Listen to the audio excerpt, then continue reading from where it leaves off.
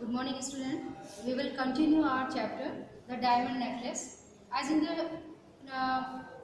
more than first half of the chapter, you have read the story of Machiavelli, who is very ambitious lady, and to maintain his standard and status of his level of the society, upper society, he borrowed a diamond necklace from her friend Mrs. Faulkner to attend a grand and splendid party.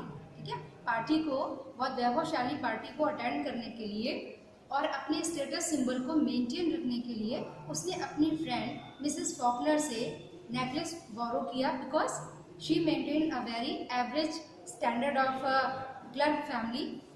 Her husband was a simple clerk and he was unable to afford the costly things like diamond necklace and the dresses of high cost, etc. That's why somehow he maintained herself according to standard of the party, and she with her husband entered in the party. Okay, she enjoyed the party and she was looking very charming, she was looking very beautiful. But when she left party with her husband and departed towards her home and finally reached her home and she looked herself at the mirror, what then all of a sudden she was surprised. She started to cry because the diamond necklace which she borrowed from Mrs. Faulkner was not present in her neck. जब उसने देखा कि उसकी नेक से जब उसने mirror में देखा कि उसकी गर्दन से उसके नेक से जो है वो डायमंड नेकलेस डिसअपियर हो गया था, गायब हो गया था, नहीं दिख रहा था, जो कि उसने मिसेस फॉकनर से पार्टी में पहनने के लिए बोरो किया था.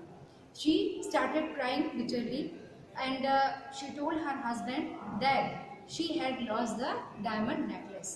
Okay, both of them were depressed, they were very full of they were sorrowful.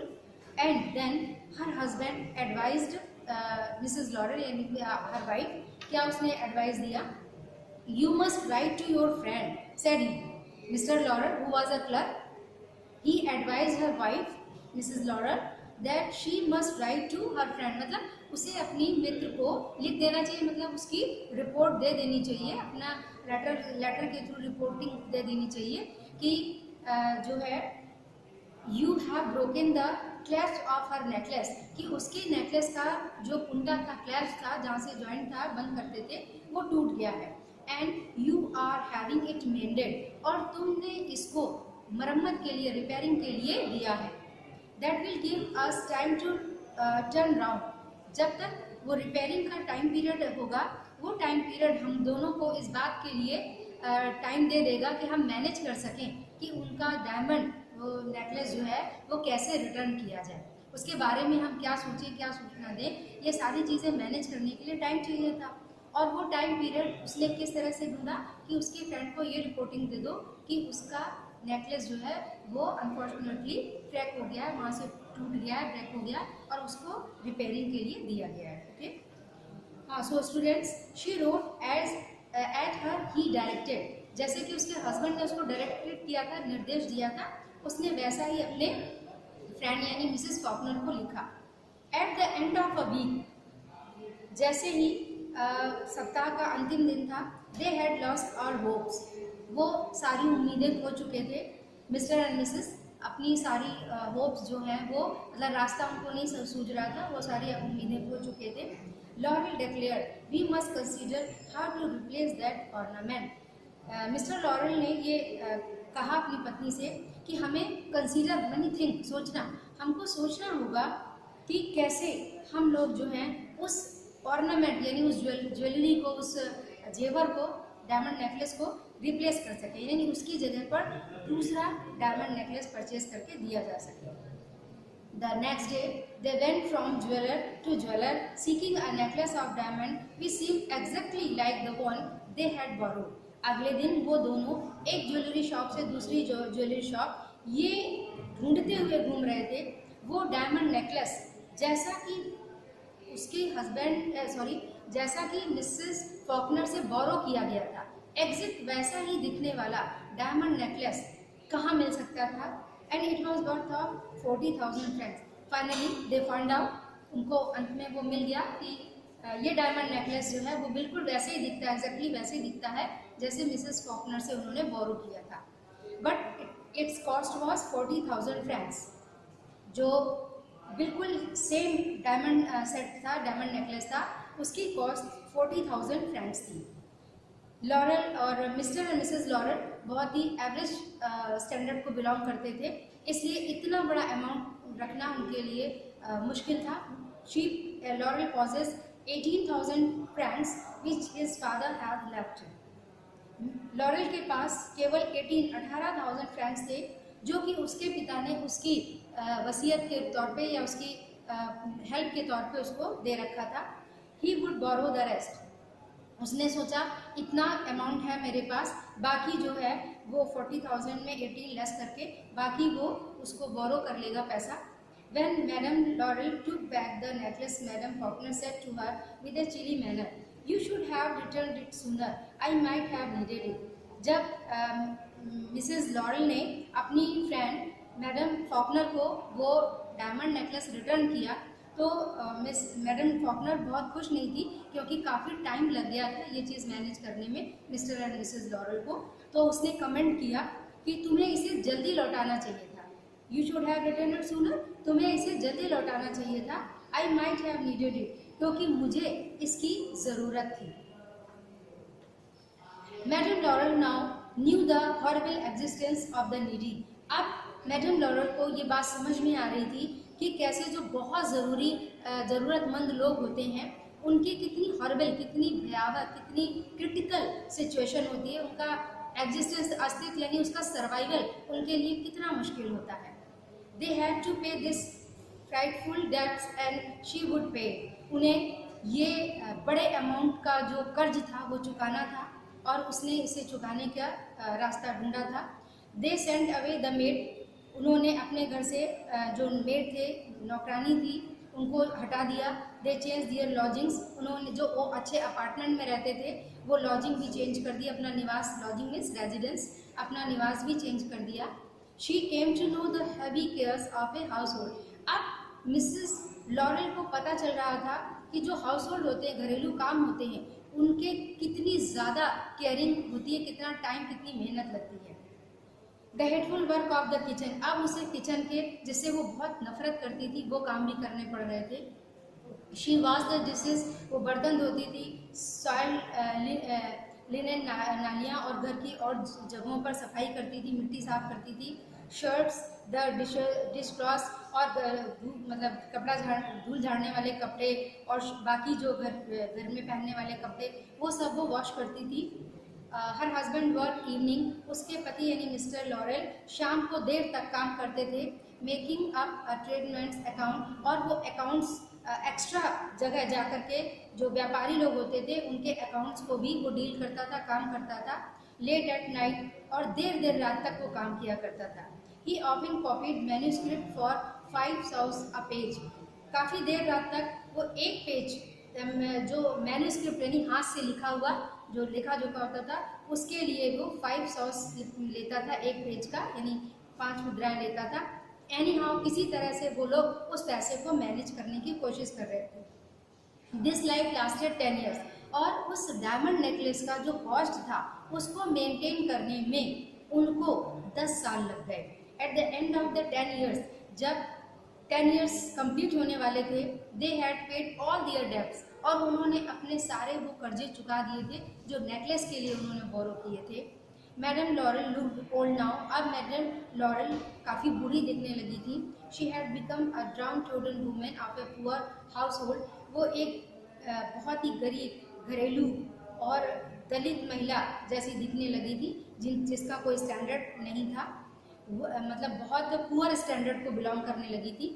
One Sunday, having gone to take walk in the camps, Alice's to refresh herself after the labours of the week. सप्ताह भर की मेहनत के बाद जब वो अपने को तरोताज़ा रिफ्रेश करने के लिए एलिसिस के कैंपस में टहलने के लिए गई एक संडे की शाम को, तो She suddenly observed a woman who was leading a child. उसकी नज़र अचानक एक महिला पे पड़ी. उसने अचानक से देखा एक वुमेन को जो अपने बच्चे को ले जा रही थी. It was madam Faulkner, still young, still beautiful, still charming. और ये कोई और नहीं है ना, she was nothing else, she was Mrs Faulkner. वो उसकी फ्रेंड जिससे उसने उस डायमंड नेकलेस को बोरो किया था, वो मिसेस फॉकनर अपने बच्चे को टहला रही थी. वो आज भी उतनी ही यंग, उतनी ही ब्यूटीफुल और उतनी ही चार्मिंग दिख रही थी. Madam Laurel felt move. Madam Laurel ने पहले तो महसूस किया कि वो चली जाए. Should she speak to her, और मन में पूछा कि क्या उसे मिसेस फॉकनर से बात करनी चाहिए. ये सर्टेनली. फिर उसने सोचा हाँ ज़रूर बताना चाहिए कि सच क्या था. And now that she had paid, क्योंकि अब तो वो उस डायमंड को की कीमत को चुका चुकी थी. She would tell her all about, why not. अब तो उसे इन सारी बातों को मिसेस फॉकनर को बताना ही चाहिए, क्यों नहीं. She approached her. Good morning jenny. Her friend uttered a cry. वो जैसे ही मिसेस फॉकनर के पास गई उसने उनको विश किया गुड मॉर्निंग, और उनकी फ्रेंड ने अचानक से चिल्ला के पूछा, मतलब बहुत खुशी से बोली, oh my poor Melville, how are you changed. अरे बेचारी मेलविले, तुम कितनी बदल गई हो. Yes I have had a pretty hard life. हाँ मैंने एक बहुत कठिन जीवन जिया है. Since I last saw you, जब से मैंने पिछली बार तुमको देखा था उसके बाद 10 साल तक मैंने बहुत हार्ड लाइफ जी है. एंड ग्रेट पॉवर्टी, और बहुत गरीबी का सामना किया है. And that because of you, और ये सब कुछ तुम्हारी वजह से हुआ. मिसेस फॉकनर सरप्राइज थी. बिकॉज ऑफ मी, मेरी वजह से. हाउ इज इट सो, ऐसा कैसे हो सकता है. Well I lost the diamond necklace that you lent me. क्यों, क्योंकि जो मैंने डायमंड नेकलेस तुमसे लेंड किया था, मतलब बोरो किया था, उधार लिया था, I brought you back another exactly like, और वो डायमंड नेकलेस मैंने खो दिया, और मैंने बिल्कुल वैसा ही डायमंड नेकलेस तुमको खरीद कर गिफ्ट किया, रिटर्न किया. And it has taken us 10 years to pay for it. और उस डायमंड नेकलेस की कॉस्ट को पे करने के लिए, चुकाने के लिए 10 साल तक मैंने और मिस्टर लॉरेल ने हार्ड वर्क किया. Madam Faulkner deeply move to her hands as she said. Madam Faulkner बहुत ज़्यादा द्रवित हो गई. उन्होंने अपनी मित्र के हाथ, अपने फ्रेंड के हाथ अपने हाथों में लेते हुए बोला, ओह माई पुअर मेलविले, अरे मेरी बेचारी Melville, why my necklace was a fake. तुमने इतनी कठिन लाइफ क्यों जी, इतनी हार्ड लाइफ क्यों जी. मेरा जो डायमंड नेकलेस था that was not real diamond necklace, वो असली का हीरो का हार नहीं था. वॉज अ फेक, वो एक फाल्स मतलब आर्टिफिशियल, एक था फाल्स था मतलब आर्टिफिशियल नेकलेस था. And it was worth at most only 500 francs. और इस डायमंड नेकलेस की कीमत ज़्यादा से ज़्यादा 500 मुद्राएं थी, 500 francs. So students, have you seen a little mistake committed by Mrs. Laurel had to pay a great debt, had to pay a great losses in her life. पूरे जीवन में उतना बड़ा नुकसान उसको झेलना पड़ा एक दिखावे की जीवन जीने के लिए. So you got the, I think that you have got the idea from the story. And now I am going to give answer sheet of your exercise given after the chapter as I have given in you in your written notes. Just see. Tick mark. First one. Instead of being delighted as her husband had hoped, Melville threw the invitation. Next one. Laurel was lying aside just the amount to buy a gun and treat himself to a little shooting. Answer is shooting. The next day, Melville went to her friend and told her of her distress. Distress was answer. Melville removed her wraps before the glass so as to see herself once more in all her. Answer is glory. Laurel possessed 18,000 francs which his had left him. Answer is father. Madame Laurel now knew the horrible existence of the needy. Okay? Why, my dear, I thought you would be glad you never go out and this is such a fine opportunity. This one is true.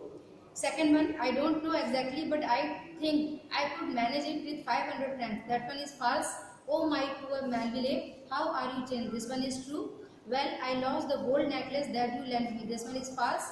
My necklace was a fake. It was worth at most only 500 francs. This one is true. Okay. She was one of those pretty and charming young ladies who sometimes are bored as if a slip of fate. This ये आपका complete करने वाला part है. Second sentence is, instead of being delighted as her husband had hoped, she threw the invitation. Third one, he stopped distracted seeing that the wife was crying. Fourth one, the day of the ball drew near and Madame Laurel seemed sad and anxious. Sentence number 5, Madame Faulkner took out a large jewel case. And last one is, she left the ball with her husband at around 4 o'clock. So the student, your chapter number 3 is completed, and that one is the syllabus of unit 2. In my next video lecture, we will start our grammar portion. Till then, have a nice day.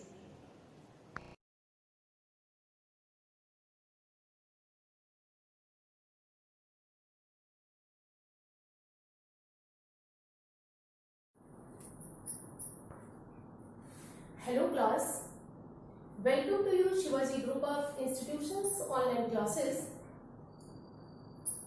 Class मैं आपको chapter 3 प्रशासनिक संरचना नीतियां तथा British शासन का प्रभाव के बारे में पहले के कुछ टॉपिक्स डिस्कस कर चुकी हूँ। आज मैं आपको फिर से प्रशासनिक संरचना क्या थी, प्रशासनिक संरचना का क्या मतलब था, तो ब्रिटिशर्स यानी ब्रिटिशर्स जो थे वो भारत में आने का उनका कारण केवल यहाँ व्यापार करना ना होकर राजनीतिक व्यवस्था से भी इन्वॉल्व होना था। वह भारत की राजनीतिक व्यवस्था से भी पूरी तरह जुड़ चुके थे और लगभग 100 वर्षों तक उन्होंने संपूर्ण भारत में अधिकार किया। ब्रिटिशर्स का भारत में आने का जो कारण था वो क्या था, कंपनी यानी ईस्ट इंडिया कंपनी की स्थापना भारत में 1600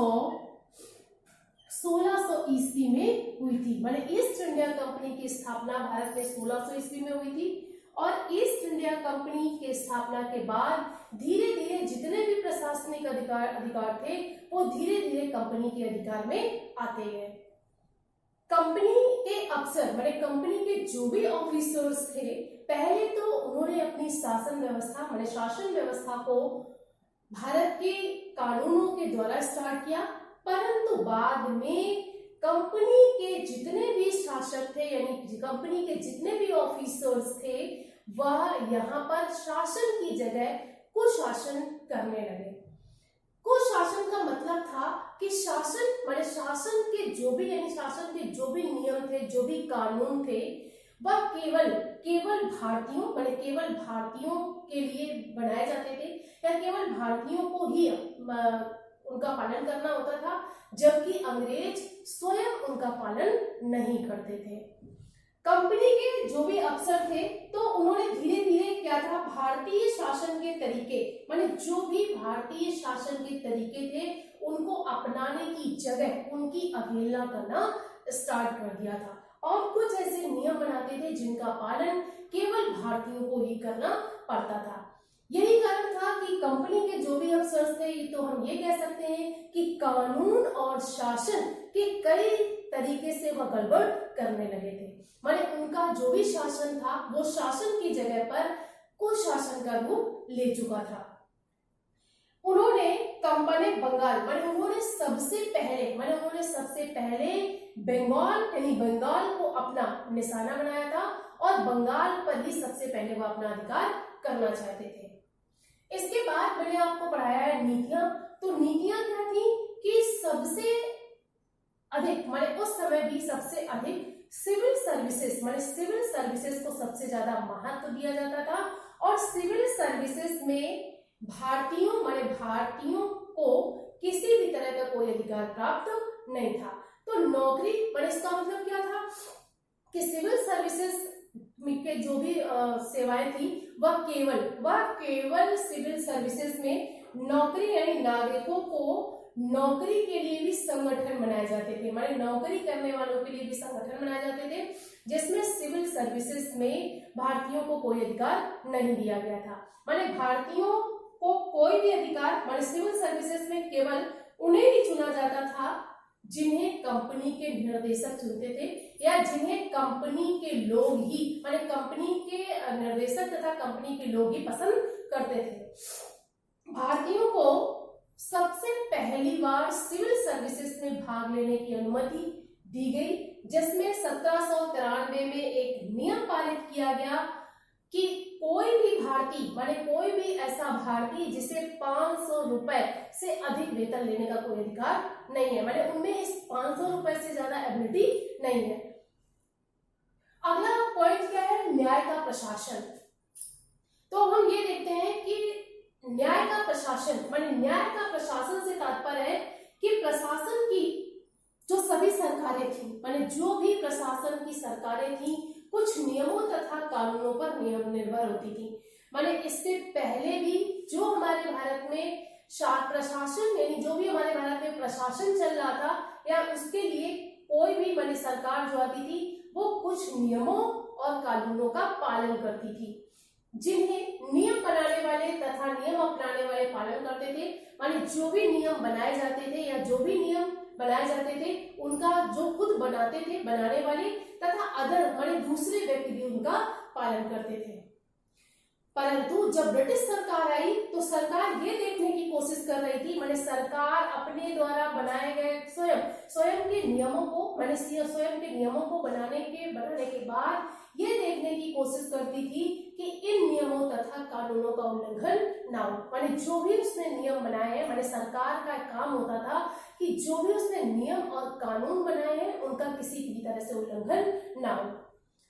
उन्होंने जिन कानून कोडों को बनाया था, माने जो भी उनके कानून कोड बनाए गए थे, माने ब्रिटिशर्स ने जो भी कानून कोड्स बनाए थे, वे कानून का उल्लंघन स्वयं करते थे। माने जो भी कानून का उस समय उल्लंघन करता था, इन स्टार्टिंग माने प्रारंभ में उन्होंने जो भी कानून कोड बनाए थे और जो भी इन नियमों का उल्लंघन करता था, उसे सजा दी जाती थी, उन्हें सजा दी जाती थी। यही कारण था कि प्रशासन, माने आपको ये पता होना चाहिए कि प्रशासन में जो भी सरकारें होती हैं, उन सबको कुछ नियमों तथा कानूनों का पालन करना होता है, और उस तरीके से जो भी नियम बनाए जाते थे, उनका सभी लोग पालन भी करते थे। उस समय की बात सबसे पहले कि भारतीय सभ्यता के अनुसार, माने जो भी हमारी इंडियन कल्चर थी, भारतीय सभ्यता थी, तो भारतीय सभ्यता के अनुसार निजी कानून जो अंग्रेजों ने स्वयं बनाए थे, अंग्रेजों निजी कानून जो उनके थे, जैसे क्या था? पैतृक संपत्ति से मतलब था कि जो भी हमारी पैतृक संपत्ति होती थी, वो आगे वाली पीढ़ी को ट्रांसफर हो जाती थी। पैतृक संपत्ति यानी पैतृक संपत्ति के बारे में विवाह यानी विवाह संबंधित कानून भी शामिल थे। माने उस समय यानी अंग्रेजों के आने से पहले भी हमारी भारतीय सभ्यता में पैतृक संबंधी तथा विवाह संबंधी कई कानून शामिल थे। 1774 यानी 1774 में स्थापित सुप्रीम कोर्ट, माने ब्रिटिशर्स यानी अंग्रेजों द्वारा सुप्रीम कोर्ट के जजों ने इंग्लिश कानून लगाने की कोशिश की। माने जब सुप्रीम कोर्ट की स्थापना की तो उन्होंने कुछ ऐसे कानून बनाए जो उनके अपने कानून थे, यानी जो ब्रिटिशर्स इंग्लिश कानून थे, उनको उन्होंने भारतीयों पर लगाने की कोशिश की। लेकिन अंग्रेजों तथा भारतीयों को ये कानून मंजूर नहीं थे। माने जो भी सुप्रीम कोर्ट की स्थापना की गई और सुप्रीम कोर्ट की स्थापना के बाद जजों ने इंग्लिश कानून लगाने की कोशिश की, परंतु इन कानूनों को ना तो भारतीय और अंग्रेज कोई भी माने किसी को भी ये कानून मंजूर नहीं थे। 1781 में माने जब ये देखा गया कि 1774 माने 1774 में जिन कानूनों यानी ब्रिटिशर्स द्वारा जो कानून लगाए गए थे वो भारतीयों और अंग्रेजों को मंजूर नहीं थे, तो 1781 में माने 1781 में एक एक्ट लगाया गया और इस एक्ट द्वारा इस कानून पर रोक लगा दी गई। अब आवश्यकता थी आवश्यकता थी कि सर्वप्रथम 1793 में बंगाल में हुई। माने सर्वप्रथम कुछ ऐसे कानून थे जो कुछ उस समय, क्योंकि सबसे पहले ब्रिटिशर्स की सबसे पहली नजर बंगाल पर थी। बंगाल पर होने के कारण 1793 में उन्होंने बंगाल में ऐसे नियम कानून की आवश्यकता पड़ी कि इस नियम के माध्यम से भारतीयों को उनके तथा उनकी संपत्ति के बारे में जानकारी दी गई। माने कुछ ऐसे नियम बनाए गए, कुछ ऐसे कानून बनाए गए जिससे भारतीयों को उनकी संपत्ति के बारे में जानकारी दी जा सके। सबसे पहला था कि कुछ ऐसे नियम बनाए गए, माने कुछ ऐसे नियम थे जो हिंदू और मुस्लिम्स, माने भारत में रहने वाले हिंदू और मुस्लिम्स, उन्हें अलग अलग तरीके से बताया जाए और इन कानूनों को लोगों की अंडरस्टैंडिंग, माने लोगों की समझ तक पहुंचने के लिए इन्हें इंग्लिश तथा हिंदी दोनों भाषाओं में छपवाया गया, माने कि जिससे सभी लोग इन कानूनों को अच्छी तरह समझ सकें। कुछ ऐसे थे, माने जिनमें कुछ नियमों को के अनुसार ऐसा था कि सभी के साथ न्याय हो और भारतीय लॉ कमीशन व्यवस्था, माने जो पहले से भारतीय लॉ कमीशन व्यवस्था चल रही थी उसमें भी कई सुधार किए गए। यही रीजन था कि, लेकिन कानून यह दर्शाता था, माने कानून जो भी ब्रिटिशर्स द्वारा बनाए जाते थे उससे ये पता चलता था कि कानून की नजर में सभी समान है, माने सभी व्यक्ति इक्वल है, किसी में कोई असमानता नहीं है। परंतु ब्रिटिश भारत में यह सत्य नहीं था। ब्रिटिश भारत में ब्रिटिशर्स जो थे, माने उस समय ब्रिटिश भारत मतलब जब अंग्रेजों का शासन था, माने ब्रिटिश भारत में ये बात बिल्कुल से सत्य नहीं होती थी, क्योंकि ब्रिटिशर्स जो थे वो भारतीयों के साथ समान व्यवहार नहीं करते थे। माने भारतीयों के साथ कोर्ट में एक जैसा व्यवहार नहीं किया जाता। यही कारण था कि भारत में ब्रिटिशर्स ने अलग अलग न्यायालय बनवाए थे, जिसमें माने अंग्रेजों तथा भारतीयों के लिए अलग अलग न्यायालय की व्यवस्था की गई थी।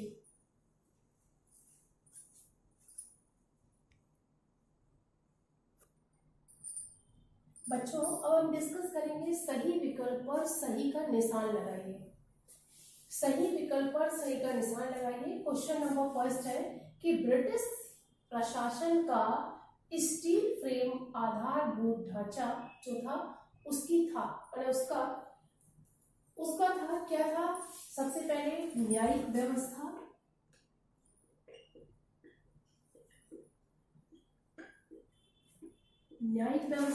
सेकंड प्रशासनिक व्यवस्था,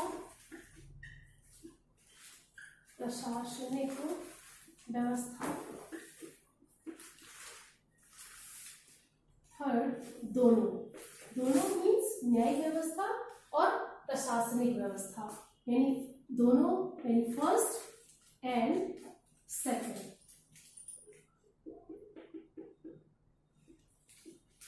एंड फोर्थ, इनमें से कोई नहीं।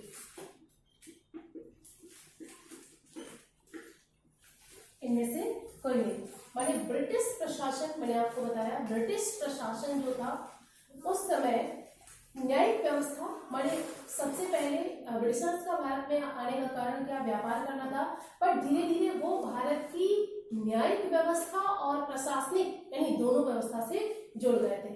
तो जो हमारा आंसर सही होगा वो क्या होगा? दोनों मीन्स माने न्यायिक व्यवस्था और प्रशासनिक व्यवस्था।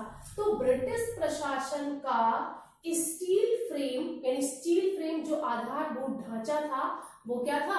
उसकी प्रशासनिक व्यवस्था और न्यायिक व्यवस्था। अब हम बात करते हैं rule of law. Rule of law दर्शाता है, रूल ऑफ लॉ जो उन्होंने बनाया था कि वो क्या दिखाता है? तो सबसे पहला है कि कानून की नजर में सभी समान है। कानून की नजर में सभी समान है। नेक्स्ट ऑप्शन है कानून की नजर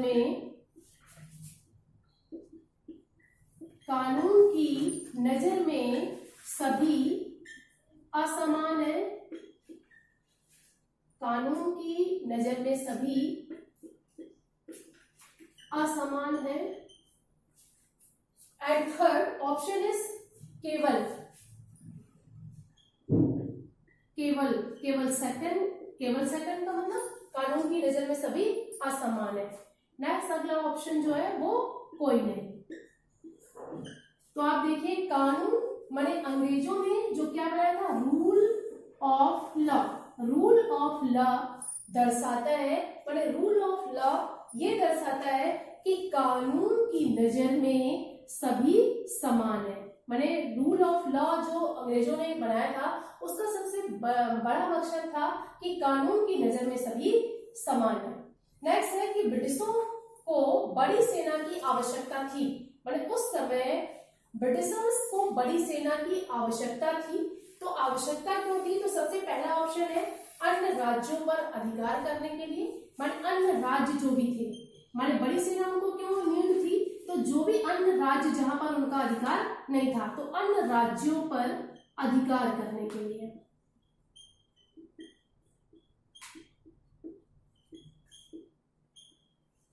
अन्य राज्यों पर अधिकार करने के लिए, स्वयं को सुरक्षित रखने के लिए,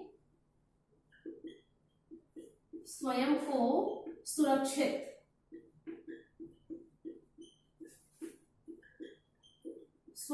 सुरक्षित रखने के लिए। एंड थर्ड पॉइंट था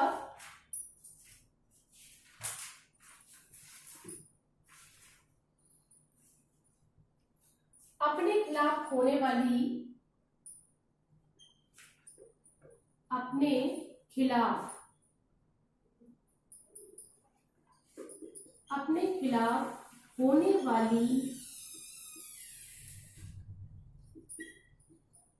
क्रांतियों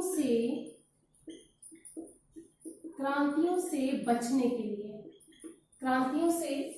के लिए। और नेक्स्ट अगला जो है ऑप्शन वो क्या है, सभी। माने तो उस समय ब्रिटिशर्स क्या थे, इंडिया में भारत में यानी पूरे पावर में थे और उन्हें बड़ी सेना की आवश्यकता क्यों थी? माने वो बड़ी सेना की आवश्यकता क्यों समझ रहे थे? तो सबसे पहला क्या है, अन्य राज्यों पर अधिकार करने के लिए। ये भी एक पॉइंट है, क्योंकि वो क्या चाहते थे कि अगर उनके पास एक बड़ी सेना होगी तो वो अन्य राज्यों पर भी अधिकार कर लेंगे। नेक्स्ट है स्वयं को सुरक्षित रखने के लिए। माने क्योंकि वह भारत में क्या अपने आप को असुरक्षित मानते थे। असुरक्षित मानने के कारण वह स्वयं को सुरक्षित रखने के लिए भी उन्हें एक बड़ी सेना की नीड थी। नेक्स्ट है अपने खिलाफ होने वाली क्रांतियों से बचने के लिए, क्योंकि भारत के उस समय तक सभी लोग राष्ट्रीयता की भावना से पूरी तरह से जुड़ चुके थे और अंग्रेजों के खिलाफ कई क्रांतियां हो रही थी। इसलिए उन क्रांतियों से बचने के लिए भी उन्हें बड़ी सेना की आवश्यकता थी। तो इस क्वेश्चन में जो ऑप्शन सही होगा वो क्या होगा, सभी। माने सभी के लिए उन्हें एक बड़ी सेना की आवश्यकता थी। नेक्स्ट अगला क्वेश्चन है, न्याय का प्रशासन आधारित था। न्याय का प्रशासन जो था वो आधारित था तो फर्स्ट लिखे गए कानूनों पर,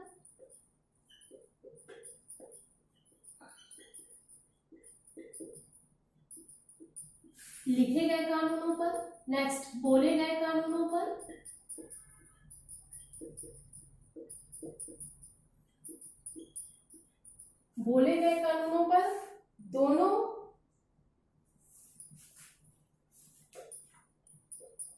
दोनों अथवा कोई नहीं।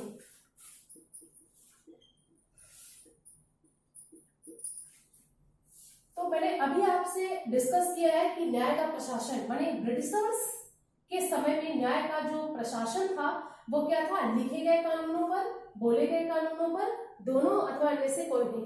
तो ब्रिटिशर्स का जो कानून था या जो भी न्याय व्यवस्था थी वो क्या था, दोनों पर था। माने लिखे गए कानूनों पर भी था, माने जो भी कानून थे वो लिखे गए कानूनों, माने जो भी वो कानून लिखते थे उस पर भी, केवल उनका जो कानून यानी जो भी प्रशासन था वो क्या था, बोले गए कानूनों पर था। माने जो भी वो बोलते थे उसे ही वह नियम अथवा कानून मान लेते थे। आगे बात करते हैं क्वेश्चन नंबर 5 कि भारत में स्थायी पुलिस बल का गठन किया था। माने इससे पहले भारत में जो भी पुलिस बल था उसका स्थायी गठन नहीं हुआ था। तो भारत में स्थायी पुलिस बल का गठन लॉर्ड कॉर्नवालिस ने किया था। स्टूडेंट्स, मैंने आपको आज इस चैप्टर्स के लास्ट टॉपिक के बारे में डिस्कस किया और इस टॉपिक की एक्सरसाइज के बारे में डिस्कस किया। मैं आपको नेक्स्ट वीडियो के माध्यम से अगला मैं सिविक्स के चैप्टर को पढ़ाऊंगी। Thank you for attending this class.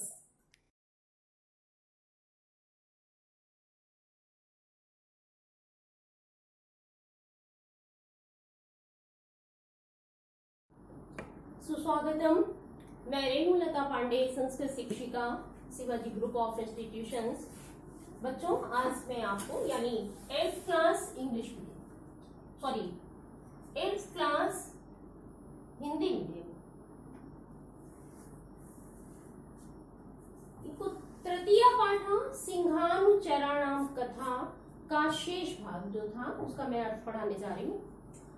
बच्चों, ये शीर्षक जो है सिंहानुचराणाम कथा, इसका अर्थ है शेर के सेवकों की कहानी। जैसा कि आपको मालूम है, पहले के गद्यांश में आपको इस कहानी के बारे में मैंने शॉर्टली बताया भी था। जंगल में एक मदोदकट नाम का शेर था। वो अस्वस्थ होने के कारण और उस समय बहुत अधिक वर्षा होने के कारण शिकार करने में असमर्थ हो गया था। भूखा था वो शेर। तो उसके जो सेवक थे, ऊंट, सियार आदि जो थे, वो जंगल में घूम रहे थे और उन्होंने घूमते घूमते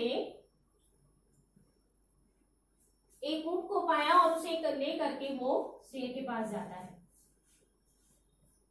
वो सभी ऊंट को शेर का भोजन बनाना चाहते हैं। तो इसी क्रम में हम आगे बढ़ते हैं बच्चों। इसके पहले आप जो संकेत पढ़े हैं वो है कदाचित से लेकर के मनीषिणः। ठीक है, ये संकेत आप पढ़ चुके हैं। जो आपका सेकेंड पैसेज है उसमें देखिए कदाचित से लेकर मनीषिणा तक का मैंने संकेत डलवाया था।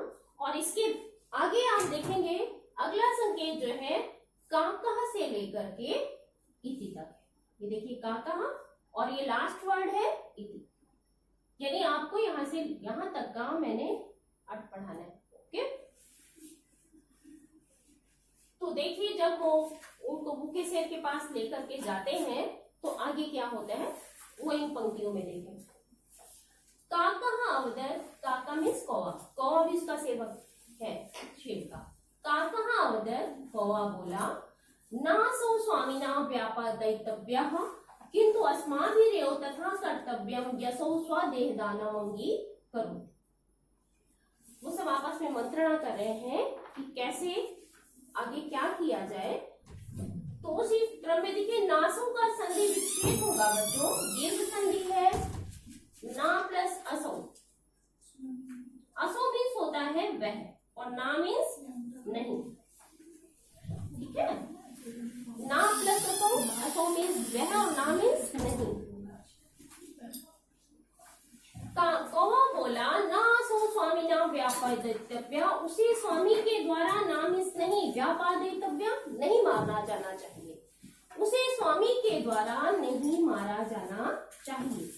किंतु अस्माभिरेव, इसमें भी संधि है, अस्माभि प्लस एव। ठीक है, किंतु हमें तथा कर्तव्य वैसा करना चाहिए। कर्तव्यम यहाँ क्री प्लस तबियत प्रत्यय है बच्चों, तबियत चाहिए अर्थ में आता है। तो हमें वैसा करना चाहिए असौ स्वदेहदानम अंगीकरोति, जिससे कि वह अपने देहदान को स्वीकार कर ले। कौवा बोला हमें काकः अवदत्, कौवा बोला उसे स्वामी के द्वारा नहीं मारा जाना चाहिए, किंतु हमें इस तरह से करना चाहिए या हमें वैसा करना चाहिए जिससे कि यह अपने देहदान को स्वीकार कर ले। क्लियर? आगे देखें।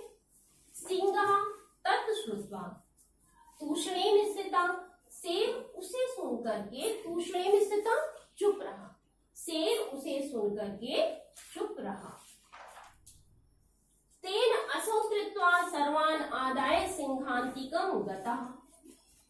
तेन वह, असौ मीन्स उसे, ये अवग्रह चिन्ह है बच्चों, जो ये एस जैसा मार्क आप देखते हैं ये अवग्रह चिन्ह है, इसका उच्चारण हम आ की तरह करते हैं, ठीक है।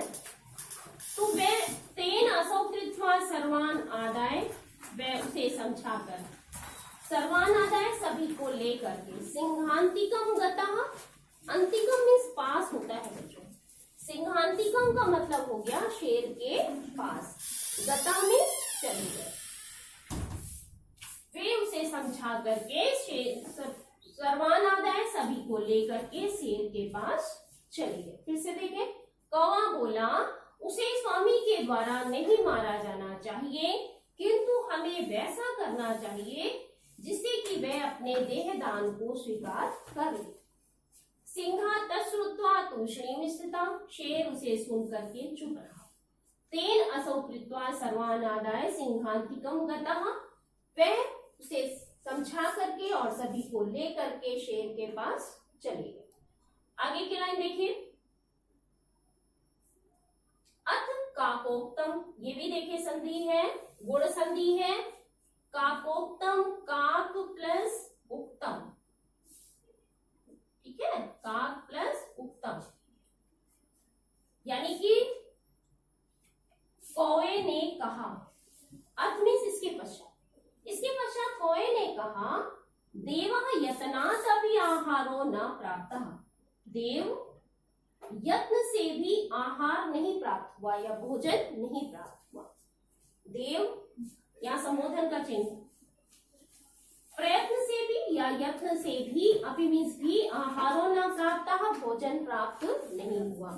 हे देव, प्रयत्न से भी भोजन प्राप्त नहीं हुआ।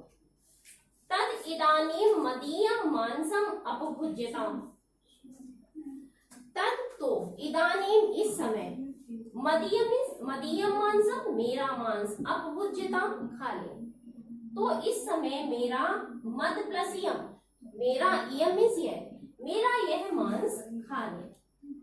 सिंहेन उत्तम, शेर ने कहा, भद्र वरः प्राण परित्यागः न पुनः ईदृशी कर्माणि प्रवृत्ता, भद्र ईदृशी कर्माणि प्रवृत्ता, इस प्रकार के कार्य में लगने से तो अच्छा प्राण त्याग देना श्रेष्ठ है। इस तरह के कार्यों में लगने से अच्छा है कि प्राण त्याग दिया जाए या हमारा प्राण त्याग देना श्रेष्ठ है। जम्बू के तथोक्तम, शियार ने भी वैसा ही कहा, तथोक्तम तथा प्लस उत्तम, तथोक्तम का संधि विक्षेप होगा तथा प्लस उत्तम, यानी वैसा ही कहा, शियार ने वैसा ही कहा। तथा सिंहेन उत्तम, तब शेर ने कहा, मैवम, ऐसा मत, ऐसा नहीं है, मां प्लस एवं, ऐसा नहीं है। अथ चित्त करणो अपि, सॉरी, मैवम ऐसा मत करो, यहाँ पर ये अर्थ आएगा, ऐसा मत करो। अथ चित्रकर्णों अपि जाता विश्वास, इस के पश्चात चित्रकर्ण को भी विश्वास हो गया, यानी जो आपस में इस तरह से बात कर रहे थे तो उसको चित्रकर्ण को भी लगा ये जो है आपस में जितने लोग हैं ये बहुत अच्छे हैं, हिंसक नहीं है। इसके पश्चात चित्रकर्ण को भी विश्वास हो गया। तथैव आत्मदाहम आह, तो वह आत्मदाह के लिए बोला, यानी वो अपना बलिदान करने के लिए तैयार हो गया। तद वदनेव असौ जम्बूकम कुक्ष विदार व्यापादिता, तद वदनेव वैसा कहते ही, वदन सत्य प्रत्यय है,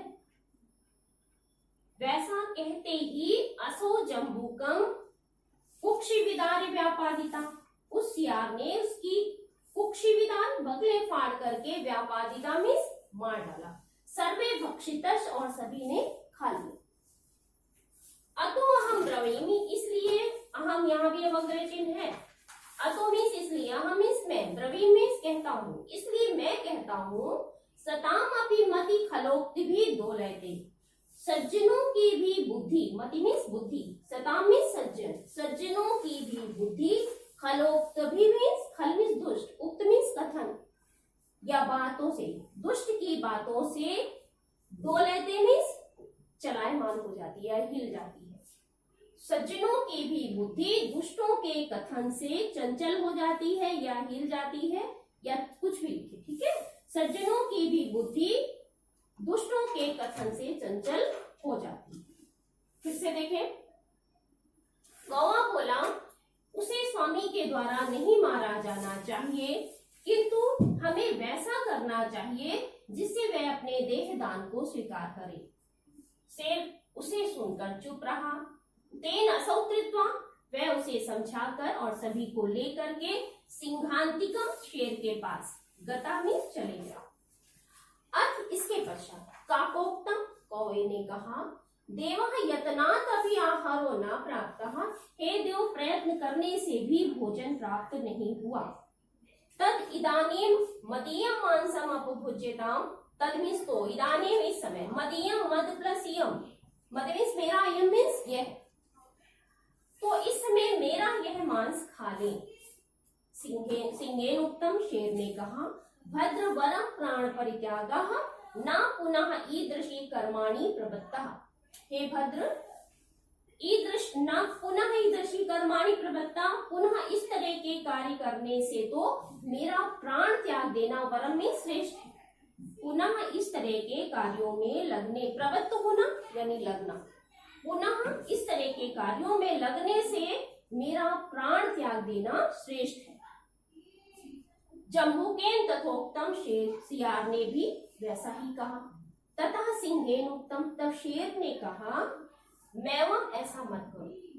अथ चित्र करणो अपि जाता विश्वासा, जाता विश्वासा मीन्स विश्वास हो गया। इसके पश्चात चित्रकर्ण को भी विश्वास हो गया। तथैव आत्मदाहम आहा, वैसे ही वह आत्मदाह के लिए आह मीन्स बोला। तद वदनेव, उसके कहते ही, असौ जम्बूकम कुक्षिविदान व्यापादिता, उसके ऐसा कहते ही उस सियार ने उसकी बगले फाड़ करके उसे मार डाला। सर्वे भक्षितश्च, यहाँ भी यहाँ विसर्ग संधि है, भक्षिता प्लस चा, और सभी ने खा लिया, चा मीन्स और। अतो अहम ब्रवीमि, इसलिए मैं कहता हूँ, सताम अपि मति खलोक्त भी बोले, सज्जनों की भी बुद्धि दुष्टों के कथन से चंचल हो जाती है।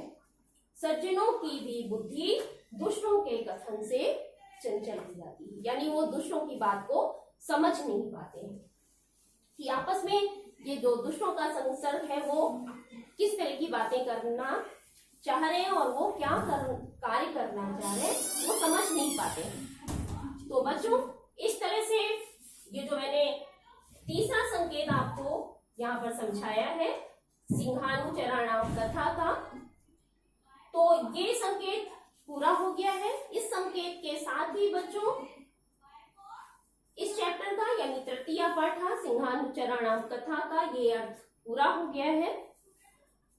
आपको मैंने पहले भी बोला है कि जब भी कोई नया चैप्टर स्टार्ट होता है तो आप फर्स्ट ऑफ ऑल आप वर्ड मीनिंग जरूर लर्न करें, जिससे कि आपको ये अर्थ समझने में आसानी हो।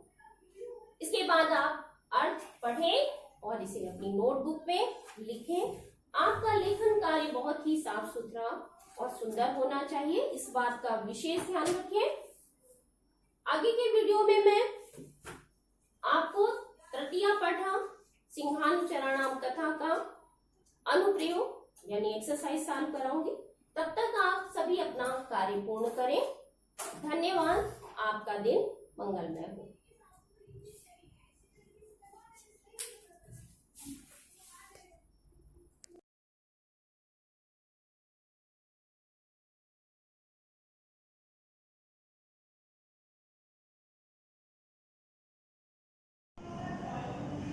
Myself, Rakesh Kumar, science teacher of Shivaji Group of Institution.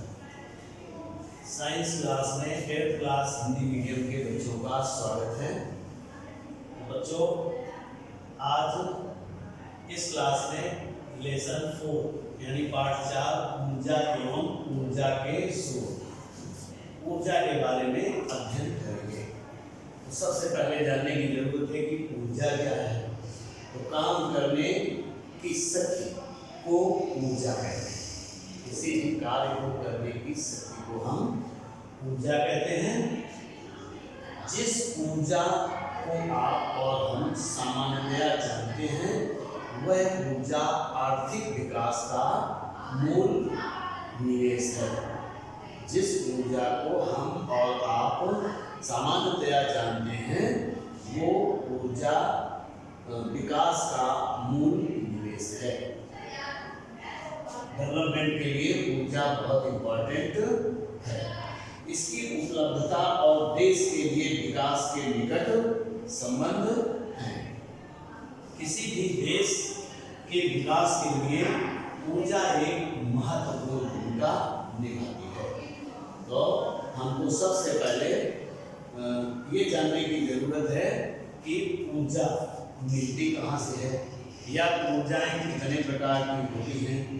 तो मानव की विभिन्न आवश्यकताओं, जैसे मान लीजिए मकान बनाना है या तो ऊर्जाओं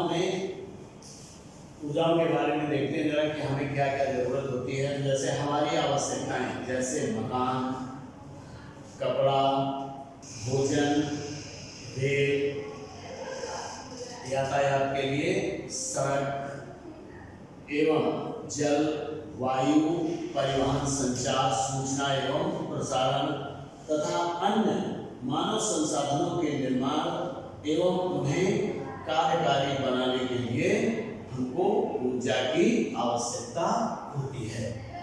तो अब इसकी परिभाषा के रूप में भी ऊर्जा, एनर्जी का अर्थ है कार्य करने की क्षमता। कार्य करने की क्षमता को ऊर्जा कहते हैं, यानी ऊर्जा परिभाषा है। परिभाषा के अनुसार कार्य करने की क्षमता, कार्य करने की क्षमता को ऊर्जा कहते हैं, को ऊर्जा कहते हैं। कार्य करने की क्षमता को हम ऊर्जा कहते हैं।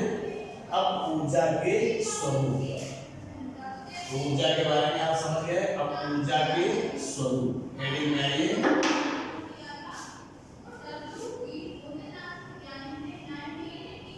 ऊर्जा के स्वरूप, ऊर्जा के स्वरूप के बारे में आपको जानने की जरूरत है कि ऊर्जा विभिन्न स्वरूपों में पाई जाती है। अब ऊर्जा विभिन्न स्वरूपों में पाई जाती है। ऊर्जा विभिन्न स्वरूपों में पाई जाती है, स्वरूपों में पाई जाती है। जैसे नंबर 1 यांत्रिक ऊर्जा। यांत्रिक ऊर्जा ऊर्जा के स्वरूप में है। ऊर्जा विभिन्न स्वरूपों में पाई जाती है। नंबर 1 है यांत्रिक ऊर्जा। यांत्रिक ऊर्जा का मतलब है जैसे फेंका गया पत्थर, आप गेंद को भी फेंकते हैं, पत्थर को भी फेंकते हैं, तो फेंका गया पत्थर, चाबी भरी घड़ी की स्प्रिंग, खींचे हुए तार, जैसे तार को हम गिटार और सितार वगैरह में खींचते हैं, तो खींचे गए तार आदि की ऊर्जा जो है वो यांत्रिक ऊर्जा है। तो किसी वस्तु की गति के कारण इसमें संचित ऊर्जा को गतिज ऊर्जा कहते हैं तथा वस्तु स्थिर होने के कारण, उसकी स्थिर अवस्था के कारण जो उसमें संचित ऊर्जा होती है उसको हम स्थितिज ऊर्जा कहते हैं। यांत्रिक ऊर्जा में 2 ऊर्जाएं होती हैं। नंबर 1 गतिज ऊर्जा। गतिज ऊर्जा, अब गतिज ऊर्जा के बारे में देखें, ध्यान से सुनिए। गतिज ऊर्जा किसी वस्तु में गति के कारण जो ऊर्जा उत्पन्न होती है उसे हम गतिज ऊर्जा कहते हैं। नंबर 2 स्थितिज ऊर्जा। स्थितिज ऊर्जा, तो स्थितिज ऊर्जा किसी वस्तु की स्थिर अवस्था के कारण उसमें जो ऊर्जा संचित होती है उसे हम स्थितिज ऊर्जा कहते हैं। वस्तु की स्थिति के कारण दोनों प्रकार की ऊर्जाएं ही मिलकर स्थितिज यांत्रिक ऊर्जा बनती है या यांत्रिक ऊर्जा कहलाती है।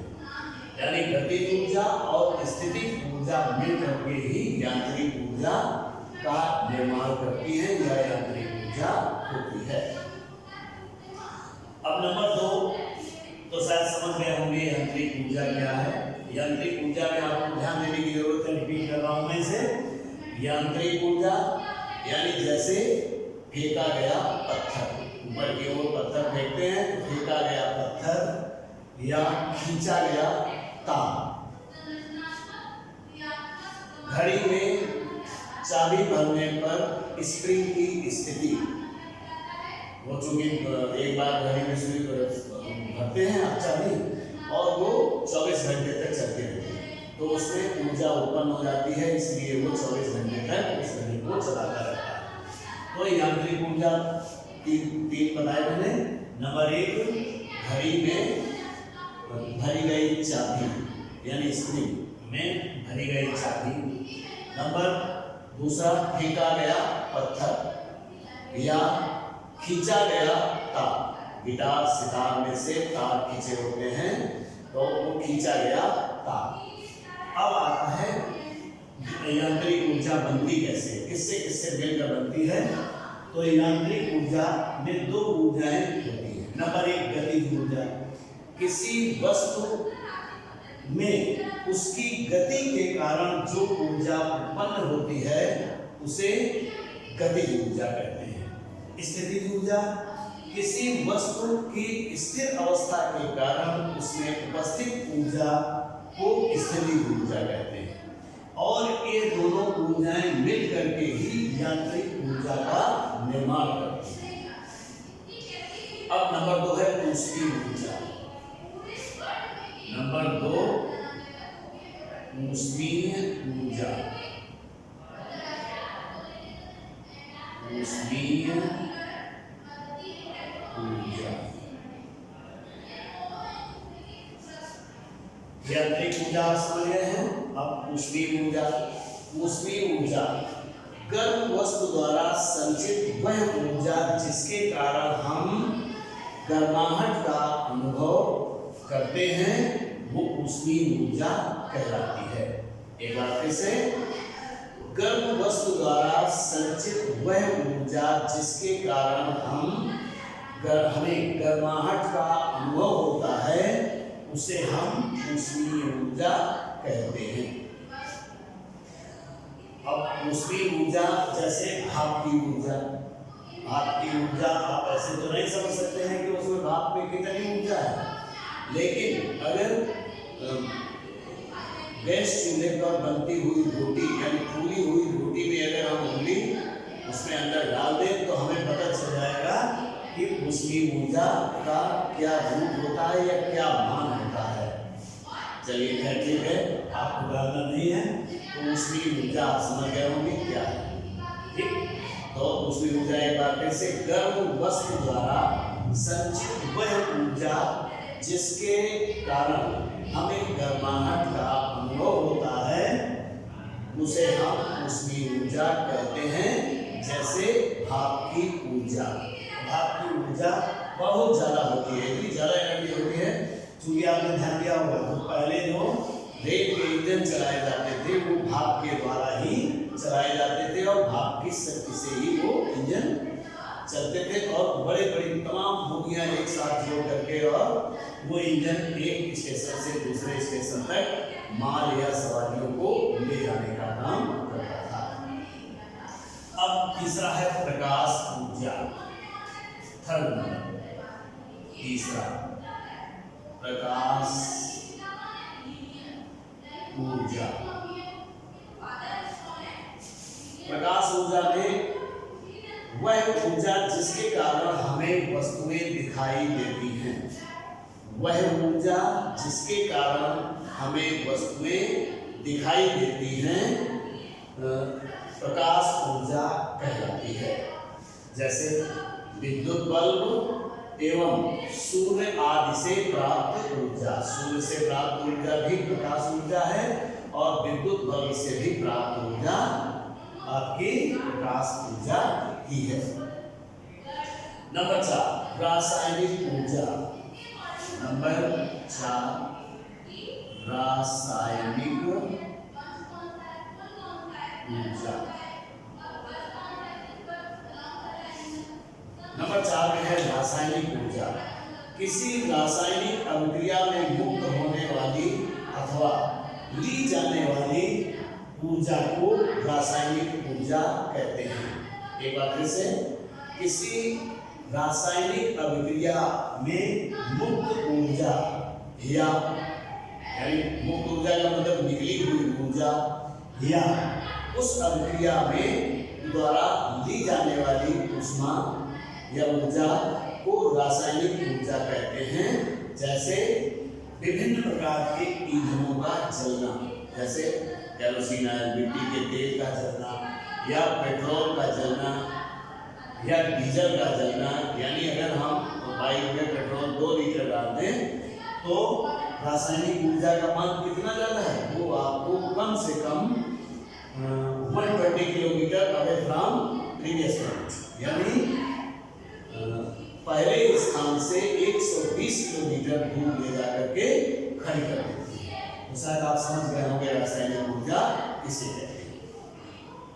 रासायनिक ऊर्जा एक बार से किसी रासायनिक अभिक्रिया में मुक्त होने वाली अथवा अब्जॉर्ब या ली जाने वाली ऊष्मा को ही रासायनिक ऊर्जा कहते हैं।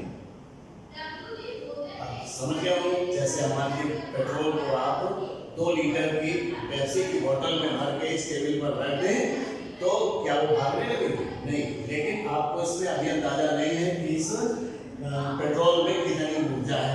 लेकिन अगर इसी पेट्रोल को आपने बाइक में डाल दिया 2 लीटर, तो वो आपको बाइक के द्वारा आपको कम से कम अपने पहले पॉइंट से 120 किलोमीटर दूर आपको ले जा करके खड़ी कर देगी। तो ये रासायनिक ऊर्जा हुई। विद्युत ऊर्जा 5 नंबर है। विद्युत ऊर्जा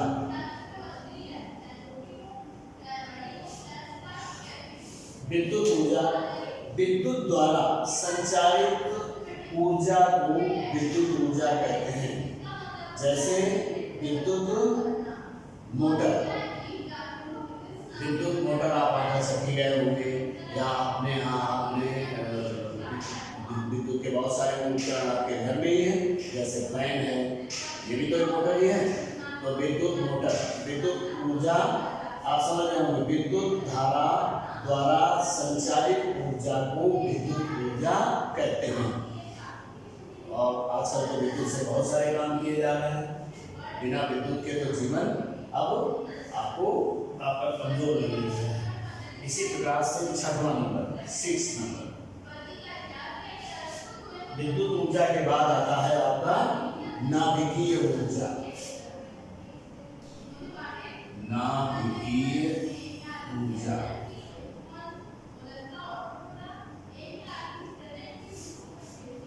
नाभिकीय ऊर्जा किसी नाभिकीय प्रक्रिया में उत्पन्न हुई ऊर्जा को नाभिकीय ऊर्जा कहते हैं। किसी नाभिकीय प्रक्रिया में उत्पन्न ऊर्जा को नाभिकीय ऊर्जा कहते हैं। नाभिक का मतलब न्यूक्लियस। और ये ऊर्जा मुख्यतया जो भारी नाभिक होते हैं, यानी 200 से अधिक जिनका मान होता है, वो नाभिक स्वतः टूटते रहते हैं। तो अब नाभिकीय ऊर्जा उनके विखंडन से, यानी किसी नाभिक के विखंडन से जो ऊर्जा हमें प्राप्त होती है, विखंडन या संलयन से, जुड़ने से, किन्हीं 2 नाभिकों, एक नाभिक बड़े नाभिक को 2 छोटे नाभिकों में टूटने पर या 2 छोटे नाभिकों को एक साथ जुड़ने पर जो ऊर्जा हमें प्राप्त होती है, उस ऊर्जा को नाभिकीय ऊर्जा कहते हैं। अब ये 2 प्रकार की होती है। नंबर 1 नाभिकीय संलयन, जुड़ने को संलयन कहते हैं। नाभिकीय संलयन। और नंबर दूसरा है, पहला हो गया, नंबर दूसरा है नाभिकीय विखंडन। नाभिकीय विखंडन। नाभिकीय विखंडन का मतलब है न किसी भारी नाभिक को दो छोटे नाभिकों में टूट जाना। तो जैसे यूरेनियम, बेरियम, थोरियम, ये बहुत भारी नाभिक हैं, इनका मान 200 से ऊपर होता है। आप ऐसे लिखते हैं, यूरेनियम को कैसे लिखते हैं, यू ऐसे लिखते हैं, ताकि 92 और 234 ऐसे। तो इसका ये परमाणु क्रमांक है और ये परमाणु भार है। तो जो परमाणु भार, जिन नाभिकों के परमाणु भार 200 से अधिक होते हैं, वो प्रकृति में स्वतः टूटते रहते हैं और टूटने पर अपार ऊर्जा प्रकृति में पहुंचती रहती है। तो ये चूंकि 200 से अधिक है, यानी इनका भार 200 से ज्यादा है, इसलिए ये टूटेंगे, ये जुड़ेंगे नहीं। अब इसी प्रकार से संलयन, नाभिकीय संलयन, तो छोटे नाभिकों के जुड़ने पर जो ऊर्जा प्राप्त होती है उसे हम नाभिकीय संलयन कहते हैं। फिर अगला नंबर है 7। नाभिकीय ऊर्जा आप शायद समझ गए होंगे। और ध्वनि ऊर्जा, ध्वनि ऊर्जा, ध्वनि ऊर्जा में आइए, जिस ऊर्जा के कारण हमारे कान को सुनने का आभास होता है, जिस ऊर्जा के कारण हमारे कान को सुनने का आभास होता है, ध्वनि ऊर्जा कहलाती है। जैसे loud speaker, loud speaker, loud का मतलब है तेज, स्पीकर माने बोलने वाला, तो तेज बोलने वाले को लाउड बोलने वाला है लाउड स्पीकर उसको कहते हैं। तो उससे उत्पन्न ध्वनि ऊर्जा, ध्वनि ऊर्जा हो गई। तो आप ध्वनि ऊर्जा समझ गए होंगे। ध्वनि ऊर्जा, जिस ऊर्जा के कारण हमारे कान को सुनने का आभास होता है, ध्वनि ऊर्जा कहलाती है। जैसे लाउड स्पीकर, ग्रामोफोन या लाउड स्पीकर, ये ध्वनि ऊर्जा है। फिर सौर ऊर्जा, नंबर 8, सौर ऊर्जा।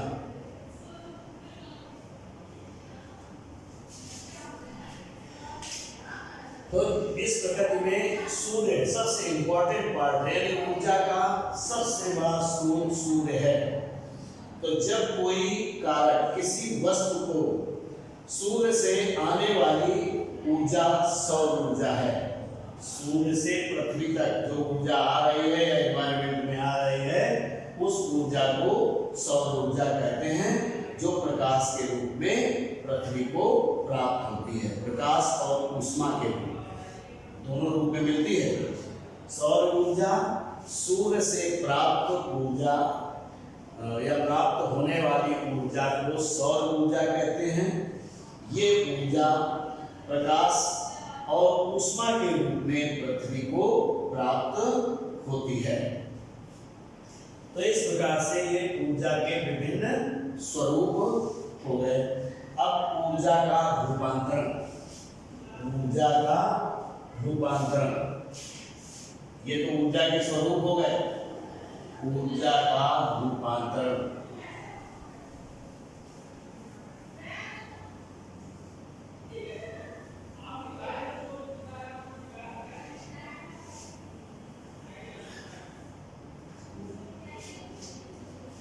ऊर्जा का रूपांतरण,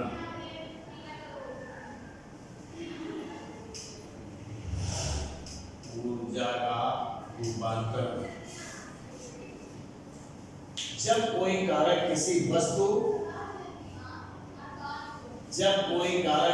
वस्तु पर कार्य करता है, तो उसकी ऊर्जा व्यय होकर के किसी अन्य ऊर्जा में बदल जाती है। इसको ऊर्जा का रूपांतरण कहते हैं। जैसे अगर हम छत पर रेलिंग पर एक कोई पत्थर रख दें तो उसमें स्थितिज ऊर्जा है, लेकिन अगर उसको हम थोड़ा सा पुश कर दें और नीचे की ओर गिरने लगे तो वो उसमें गतिज ऊर्जा उत्पन्न हो जाती है और पृथ्वी पर टकराने पर वो ऊर्जा फिर से स्थितिज ऊर्जा, प्रकाश ऊर्जा, ऊष्मा ऊर्जा में बदल जाती है। तो इस प्रकार से ऊर्जा का रूपांतरण भी हो गया। तो बच्चों इस क्लास में आज यहीं तक, आगे नेक्स्ट क्लास में देंगे।